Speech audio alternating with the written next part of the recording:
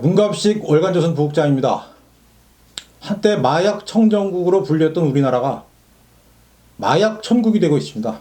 어저께 동방신기의 멤버였던 박유천 씨가 기자회견까지 열어가면서 본인은 마약을 하지 않았노라 라고 했는데, 그 사람 다리털을 수거해 가서 검사를 해보니까 마약 양성 반응이 나왔다고 합니다. 그런가 하면 현대 정주영, SK 최종현 회장의 손자뻘들이 또 마약을 한 것으로 드러나 충격을 주고 있습니다. 또 메일유업의 창업주의 외손녀라는 여성도 마약과 관련해서 온갖 추문을 뿌리대고 있습니다.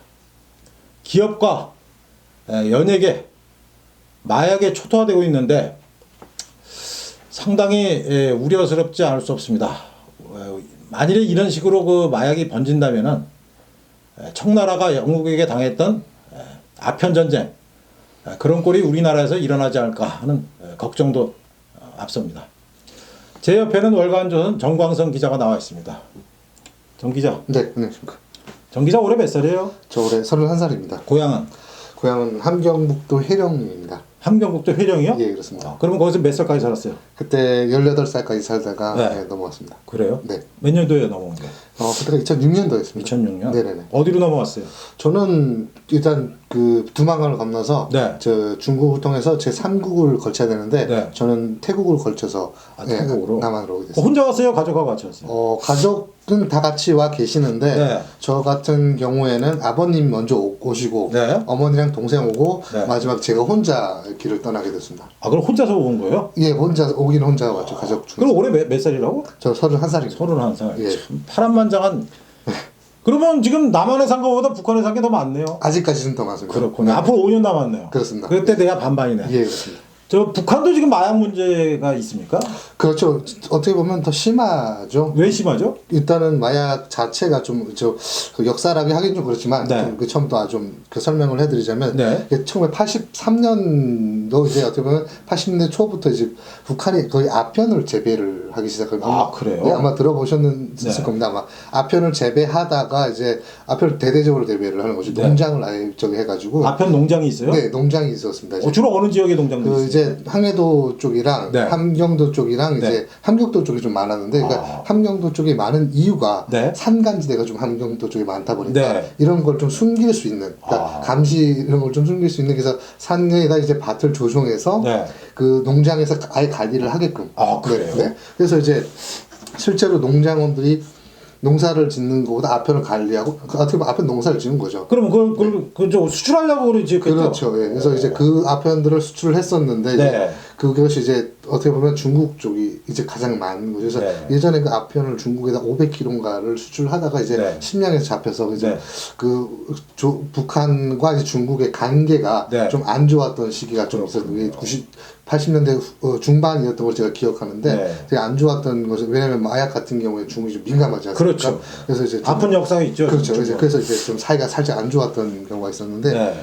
그 이후에 이제 어떻게 보면 90년대 초에 들어가면서 이게 위성에 잡혀서 이제 마약 밭이 미국의 정찰 위성에. 네. 미국 정찰 위성에 잡히면서 유엔에서 이제 제재를 하기 시작하죠. 그렇군요. 네. 그러면서 이제 마약 밭이 아예 이제 없애버리고 네. 이제 그것을 이제 다른 농사밭으로 이제 사용을 하게 되는데, 네. 그때 실제로 이제 저는 그때 없었습니다만 이제 학생들까지 동원을 해가지고 네. 마약밭을 관리하게 됐다는 그런 얘기도 그 마약이라는 게 쉽게 얘기해서 양귀비 재편에서 그렇죠. 아편 만드는 거죠? 아편이죠. 아편. 양귀비를 재배를 해서 이제 예. 그 진을 따는데 그 진을 따는 작업이 되게 어렵답니다. 이제 네. 그거 이제 조금만 오래 맡게 되면 이제 쓰러지고 막 네. 그러다 보니까 그때 당시에는 어떻게 보면 좀 북한이 어려워지기 시작하던 시기다 보니까 네. 그런 영양물이 좀 부족한 어린 친구들 같은 경우는 따다가 네. 우리가 너무 많으니까 중독이 돼가지고 그 자리에서 쓰러졌던 친구들도 있었다라고 그런 증언들도 있습니다. 예. 그러면 지금은 아편밭이 없습니까? 예, 지금은 아예 공식으로 아예 없어진 거고, 지금 아편보다도 이제 삥두, 이제 빙두가 뭡니까? 필로폰이라고 아, 이제 필로폰. 네, 이제 중국 이름으로 이제 빙두라고 이제 네. 얼음이라는 뜻이 네. 하더라고요. 그래서 그것이 이제 지금 북한 주민들 속에서 유통되고 있는데 그거는 어디 중국을 통해서 들어오는 겁니까? 아닙니다. 북한에서 생산을 하게 됩니다. 아, 히로뽕을. 예. 이제 북한에서 이제 생산 기지가 있는데요. 네. 평양, 평성, 함흥, 청진 이렇게 네 곳이 있는데요. 네. 이게 등급별로 다릅니다. 또 이게 네. 생산하는데 이게 제약회사에서 생산을 하는데 네. 이제 가장 좋은 거는 평양에서 생산을 하고 네. 그 다음 등급은 평성 그리고 함흥 이런 식으로 내려가는데 이제 그 제일 좋은 거는 이제 평양에서 이제 간부라고 해야 되죠. 이제 네. 공산당 간부들. 그렇죠. 예. 네. 그 사람들이 이렇게 마약 사용을 하게 되고 네. 그 평성이나 함흥계 그 주민들이나 이제 수출에 가장 많이 네. 쓰이게 된다고 이제 보시면 됩니다. 그래서 지금 이제 이게 가장 지금 어떻게 보면 왕성하고 이제 근데 이게 90년대 후반부터 좀 많이 이제 시작됐는데 네. 빙두라는 게 히로뽕이 필로폰. 예. 네네 그렇습니다. 근데 이제 그게 왜 그러냐면 이제 그 아시다시피 북한 같은 경우는 90년대 후반 들어오면서 경제난이 시작되죠. 그렇죠. 그러니까 네. 고난의 고난의 행군. 예. 그래서 이제 그 전에는 빙두라는 자체를 몰랐습니다. 네. 그런 마약 자체를 이제 거의 마약이라 그러면 아편 네. 이 정도밖에 몰랐는데 네. 그 이후에 그 90년대 후반에 들어서면서 그것이 이제 조금씩 유통이 되기 시작한 거죠. 네. 왜냐면 이게 뭔가 북한 정권 입장에서도 뭔가를 그 사치품이나 이런 거를 군사물 이런 걸 좀 외부에서 사들여야 되는데 네. 대북 제재가 강하게 되고 그리고 이제 뭔가 외부로부터 들어오는 달러가 없다 네. 보니까 이 마약을 생산해서 밖으로 팔게 되는 거죠. 네. 네, 중국을 통해서 이제 다른 각지로 전 세계로 이제 전 세계까지 하는데 중국을 통해서 아무튼 일본이나 한국이나 이렇게 팔게 되는데 그게 이제 어떻게 보면 너무 생산을 많이 하다 보니까 이게 네. 중국 수출뿐만 아니라 주민들 속에서도 이제 네. 주민들도 이제 쓰게 되는 거죠. 그러니까 하여튼 북한은 이 세상에서 나쁜 거는 다 하네요. 다 하죠. 그러면서도 특히 이제 마약은 예. 참 그 국민들을 인간을 병들게 하는 존재인데. 예. 근데 아까 참 그 얘기 나왔는데 고난의 행군 때 우리 정 기자는 뭐 했어요? 그때 저는 학생이었습니다. 안 굶었어요? 굶었죠. 이제 그래요? 이렇게 막 이렇게 오랫동안 지속적으로 굶지는 않았는데요. 네. 저희 집도 이제 부모님이 그때 장사를 좀 하셔가지고 네. 이렇게 막 풍족하게 사지는 않았지만 이제 네. 그래도 식량은 이제 조금씩 이렇게 있으면서 이제 좀 끼니를 이렇게 많이 거르지 않는 정도였죠. 회령에서. 예, 해령에서 이제 근데 뭐 그때 당시로 좀 이제 살짝 옆으로 세자면 네. 당시에 이제 보통 해령 같은 게 그나마 좀 낮게 살았어요. 다른 지역보다. 아. 왜냐면 해령 같은 경우에 두만강을 사이에 두고 중국을 이제 끼고 있기 때문에 뭐 밀무역이라든가 이런 것들이 이제 정말 왕성하게 지금도 왕성하게 그렇군요. 하지만 예. 네, 그때도 이렇게 왕성했죠. 그럼 마약이 이제 이렇게 그 북한에서는 그 일반 그 시민들도 손에 넣을 수 있습니까? 그렇죠. 일반 사람들 이제 그러니까 제가 나오고 나서 이제 다른 이제 후에 나온 다른 네. 친구들한테 이제 물어봤는데 네. 어떠냐 물어보니까 네. 생일 선물로 아, 생일 선물로? 예, 생일 선물로 빙두를 주는 정도, 예, 필로폰을 주는 정도. 이 정도로 이제 주민들한테 이제 너무 이제 아니 왜 생일 선물로 그걸 왜 줘요? 이해가 안 가네. 좋다고 아, 하더라고요. 그게 기분 좋으라고? 예, 예. 그래, 우리 정 기자가 우리나라 요새 그 연예인들, 딴따라 연예인들, 뭐 기업체, 뭐 그 재벌 3세들 이런 짓들 하는 거 보면서 어떤 생각이 듭니까? 그래도 마약이라고 하면 이제 그때 물론 제가 북한에 있을 때부터 이제 마약이 왕성하게 이제 주민들 속에서 돌긴 했지만 네. 이제 공공연하게 이제 쉬쉬하는 어떻게 보면 이제 그 비밀스럽게 이제 네. 은밀하게 이제 도는 거죠. 근데 한국에서 처음에 왔을 때는 되게 그런 것들 향해서 되게 처벌을 되게 강하게 하고 네. 이제 이렇기 때문에 네. 없을 줄 알았어요. 솔직히 처음에는.